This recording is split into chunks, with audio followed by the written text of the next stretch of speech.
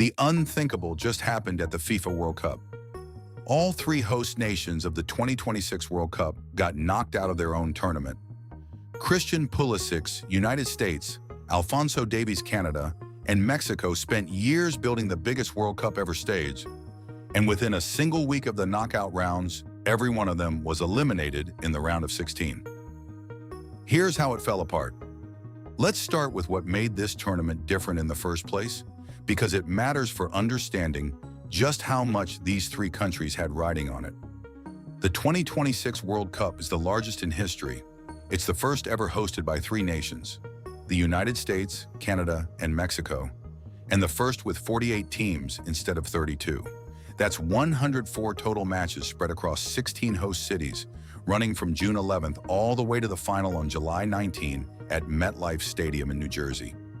Mexico became the first country to host or co-host the Men's World Cup 3 separate times, back in 1970, 1986, and now 2026. For Canada, it was the first time ever, and for the United States, it was the first time hosting since 1994. Here's the thing that gave all three of them a head start. As CONCACAF's three host nations, the United States, Canada, and Mexico all qualified automatically. They didn't have to survive the roughly 2-year qualifying gauntlet that the other 45 teams went through. They were in from the beginning, home soil, home crowds, and a guaranteed spot. On paper, no host nation had ever been better positioned, and early on, it looked like that advantage might hold. Mexico opened the entire tournament on June 11th at Estadio Azteca, the first stadium in history to host matches at 3 different World Cups, and beat South Africa 2-0 in front of a packed house. The United States opened the next day at SoFi Stadium in Los Angeles and beat Paraguay. Canada kicked off its campaign June 12 at BMO Field in Toronto.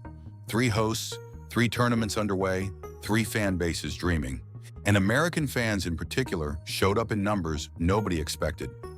The USA-Paraguay opener pulled in around 24.9 million combined viewers across English and Spanish broadcasts. The Mexico-South Africa opener became the most watched World Cup opener in U.S. television history in any language.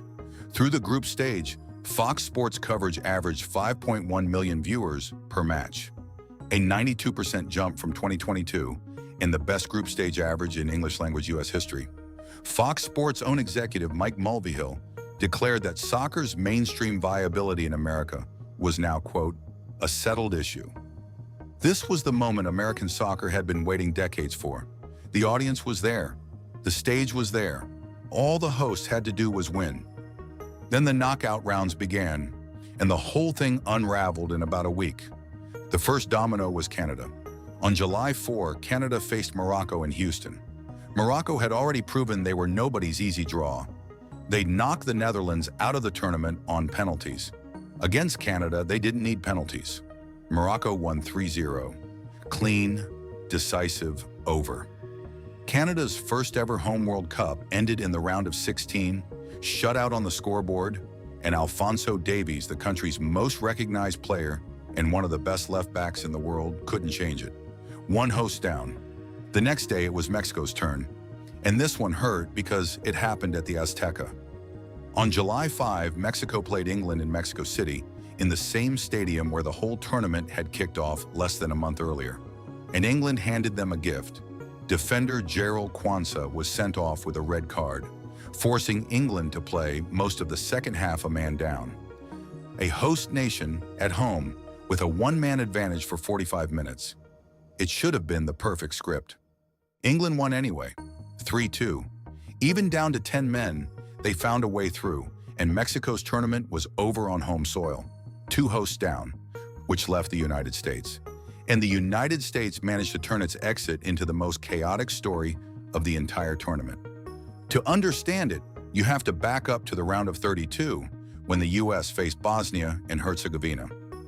That match became the most watched soccer telecast in English-language U.S. history, 24.4 million on Fox Sports platforms, with a final Nielsen average of 26.4 million on Fox Sports, plus another 9.8 million on Telemundo and Peacock, peaking at 34.8 million viewers.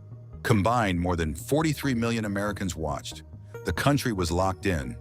But in that game, American forward Balogun picked up a red card. Under FIFA's disciplinary code, that red card triggered an automatic one-game suspension, meaning Balogun would miss the next match. Christian Pulisic and the rest of the squad would have to go it without him. And then things got strange. President Donald Trump personally called FIFA President Gianni Infantino and asked for the red card to be reviewed. FIFA then suspended Balogun's ban, citing Article 27 of its disciplinary code, placing him on a one-year probationary period instead. Trump posted on Truth Social, "Thank you to FIFA for doing what was right and reversing a great injustice." The reaction was immediate and furious. UEFA, European soccer's governing body, said FIFA had, quote, "crossed a red line," calling the decision unprecedented, incomprehensible, and unjustifiable, and warning that when the certainty of rules is no longer guaranteed by its guardians, the integrity of the game is at stake. Trump, for his part, downplayed it from the Oval Office, saying, "All I did was ask for a review. I didn't say, you have to do this." He also admitted, "I didn't know what the hell a red card was." So after all of that, the presidential phone call, the international outcry, the suspended suspension to get Balogun back on the field, here's what happened next. On July 6 in Seattle, the United States lost to Belgium 4-1. Charles de Ketelaere scored twice. Pulisic and Balogun were both eligible to play, and it didn't matter. The Americans were routed and eliminated in the round of 16. Balogun was separately fined $40,000. 3 hosts, 3 exits, all within about a week, from July 4 to July 6.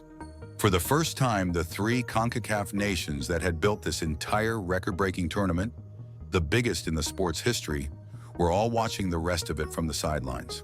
And from the quarterfinals onward, every remaining match was scheduled to be played in the United States, in stadiums where the home team no longer existed.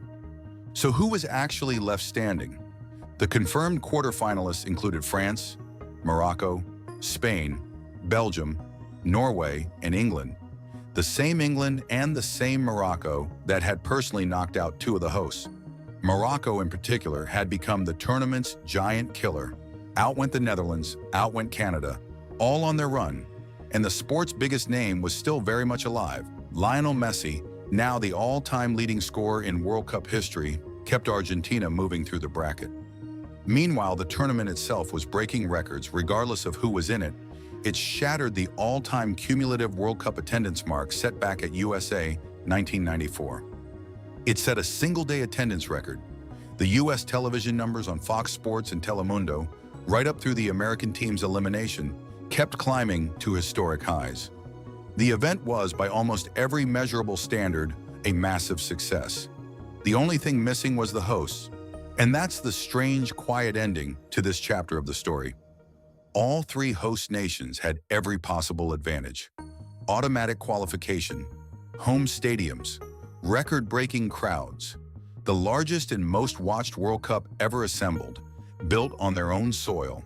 The United States even bent the tournament's own disciplinary rules, FIFA's own disciplinary code, to keep a player on the field. And none of it was enough. Canada went out shut out. Mexico went out at the Azteca despite facing 10 men.